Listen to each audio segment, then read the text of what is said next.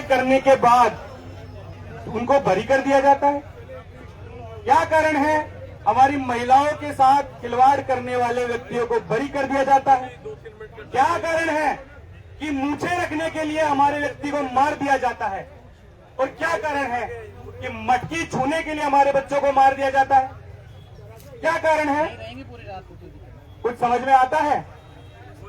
कारण ये है कि आप लोग, हम लोग, इस अनुसूचित जाति जनजाति और गरीब लोग, इनको ये मानसिकताएं, ये जो अगड़ी पिछड़ी की मानसिकता रखने वाले जातिवादी लोग, ये जातिवादी लोग हमको कीड़े मकोड़े की तरह समझते हैं। ये कारण है।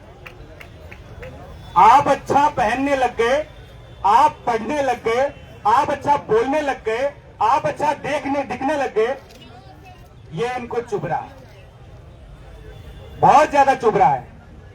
क्यों भाई? क्या इस देश में दलितों को, आदिवासियों को, गरीबों को, किसानों को जीने का हक नहीं है? क्या इस देश में मात्र अमीर व्यक्ति ही जिएगा? क्या इस देश में जो नेता है वही जिएंगे? क्या इस देश में जो बड़े बड़े अधिकारी आईएएस आईपीएस बन के बैठे हैं वही जिएंगे? बड़े शर्म की बात है। और मुझे बहुत दुख हो रहा है ये कहते हुए कि हमारे समाज के अधिकारी, रिटायर्ड अधिकारी, जिनको इस सरकार के खिलाफ आवाज उठाना चाहिए था, वो उनके साथ सोने की थालियों में, सोने की कटोरियों में, सोने की चमची में रोटी खा रहे हैं। उनको शर्म नहीं आती? भूख से मर जाना चाहिए उनको। जिस समाज ने आपको बहुत बुलंदियों में पहुंचाया, जिस समाज ने आपको पहचान दिलाई, जिस समाज में आप जन्मे हो, जिस समाज में आप पढ़ने हो, आप जाके जिस सरकार से सवाल करने चाहिए, आप लोग जाके वहां पे उनके साथ सोने की थालियों में खाना खाने गए हो, आप रसगुल्ले खा रहे हो। आपको शर्म नहीं आई? आपको शर्म नहीं आई? आपको शर्म आनी चाहिए। आज पूरे देश में ये सवाल है कि अगर 6 हत्याएं हुई है और कोई भी व्यक्ति दोषी नहीं है तो उनको मारा किसने? हत्यारा कौन है? सवाल ये होना चाहिए था हमारे अधिकारियों का, हमारे इस समाज के हर व्यक्ति का, और विशेष रूप से जो एससी एसटी की सीटों से चुने हुए एमएलए एमपी है, उनका ये सवाल होना चाहिए था कि हत्यारा कौन है। अगर ये इन्होंने हत्या नहीं की तो हत्या की किसने? पर ये सवाल नहीं है। उनको लगता है कि हमारी टिकट कट जाएगी, उनको लगता है कि हम चुनाव हार जाएंगे। अरे शर्म करो। आप इतने सालों तक जीतते आए हो, आप एमएलए रह गए, एमपी रह गए, मंत्री रह गए, बड़े बड़े पदों पे रह गए, उसके बाद आपसे कुछ काम नहीं हुआ तो हार जाओ ना, जीत के क्या ही करोगे? अरे जो बाबा साहेब की वजह से जो व्यक्ति पहुंचे हैं, वो बाबा साहेब की विचारधारा को सबसे पहले तोड़ने का काम वही कर। अरे हमने तो ऐसे ऐसे लोग भी देखे हैं, समाज ने जिनको सिरमौर बनाया, अध्यक्ष बनाया, और जो समाज की संस्था के अध्यक्ष हैं, उन्होंने अपनी बेटी अग्निमोर उनको दे दी। तो कितनी शर्म की बात है, कितनी शर्म की बात है। आप समाज के अध्यक्ष हो, कम से कम आपकी जिम्मेवारी बनती है। मैं किसी के निजी लाइफ में पढ़ना नहीं चाहता, पर जब विचारधाराओं की बात होगी तो ये बात तो करनी ही पड़ेगी। जब विचारधारा की बात आएगी तो ये बात करनी पड़ेगी। और मैं आप सबसे ये अपील करना चाहता हूं कि ये लड़ाई बहुत लंबी है। ये लड़ाई सिर्फ आज एक धरने की नहीं है, ये लड़ाई सिर्फ आज के आक्रोश की नहीं है, ये लड़ाई लंबी जाएगी। हर गांव में इस राजस्थान का ऐसा कोई गांव नहीं है जिसमें दलितों की जमीनों पे किसी का कब्जा ना हो। है क्या कोई ऐसा गांव? पूछ रहा हूं मैं आपसे, है क्या कोई ऐसा गांव जिसमें दलितों की जमीनों पे कब्जा नहीं है?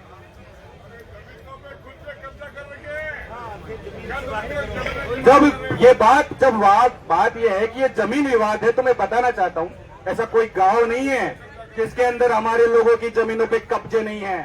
तो ये लड़ाई यही नहीं रुकेगी, हर उस व्यक्ति की जमीन का कब्जा छुड़ा के रुकेगी जिनकी जमीनों पे इन दबंगों ने कब्जा किया है।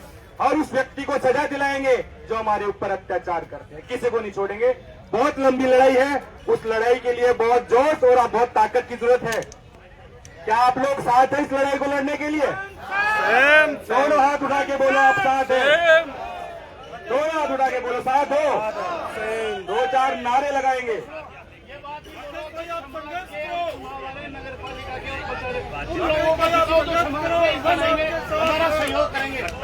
अब मैं आपको एक चीज और कहना चाहता हूं।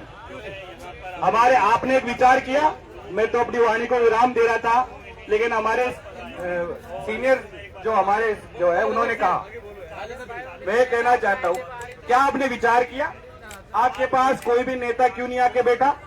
हमारे SC ST के इतने नेता क्यों नहीं आए? जो आए हैं उनका स्वागत है, जो आए हैं उनका स्वागत है, पर क्यों नहीं आए? क्यों नहीं आए? उनको आना चाहिए था, लेकिन हमको ये समझ में आया कि वो इसलिए नहीं आए कि उनको आप लोगों ने नेता नहीं बनाया, उनको पार्टियों ने नेता बनाया। और जब पार्टियां नेता चुनेगी और उन पार्टियों की टिकटों पे आप लोग वोट करोगे तो वो पार्टी की बात करेंगे, आपकी बात कभी नहीं करेंगे। और मैं आपसे एक वादा लेना चाहता हूं, दोनों हाथ उठा के वादा करोगे। जिस सरकार में हमारे लोगों पे अत्याचार हुआ, जिस सरकार ने अभियोजन नहीं किया सही से, जिस सरकार में बरी हुए, कम से कम उन लोगों को और उन जातिवादी मानसिकता वाले लोगों को तो आप वोट नहीं करोगे। वादा करते हो? वादा करते हो? आप उन जातिवादी ताकतों को वोट नहीं करोगे और इस सरकार को, इस भ्रष्ट सरकार को, जो इन जातिवादी सामंतवादी सोच के लोगों को आगे बढ़ा रहे, उनको भी आप वोट नहीं करोगे। नहीं करोगे? वादा? एक बार जय भीम के नारे के साथ मैं अपनी वाणी को विराम दूंगा। जय जय जय जय जय भीम, जय भीम, जय भीम, जय जय जय जय जय भीम, जय भीम, जय भीम। इनकलाब जिंदाबाद, जिंदाबाद, जिंदाबाद। इनकलाब जिंदाबाद, जिंदाबाद, जिंदाबाद। धन्यवाद।